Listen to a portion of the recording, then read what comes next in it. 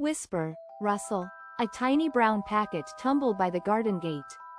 Louie found it when he peered through the window.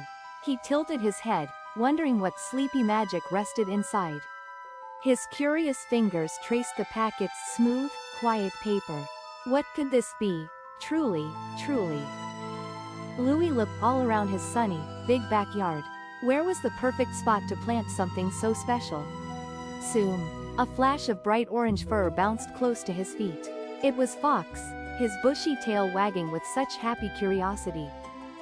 Louie carefully tore the top edge of the little packet. Inside sat tiny, plain, round, almost invisible seeds. They looked so small for such a big, hopeful dream. How could anything truly amazing ever grow from them? Still, Louie knew exactly what he needed to do next. He chose a sunny, welcoming patch of earth, just for this. He made a tiny, perfect hole with his finger. Louie gently dropped in a single, precious seed. A deep, calm glow spread inside Louie's chest. It felt just like being completely wrapped in sunshine. Louie patted the rich, dark, fragrant soil lightly. He smiled down at his secret, newly planted wonder. And everything felt exactly right.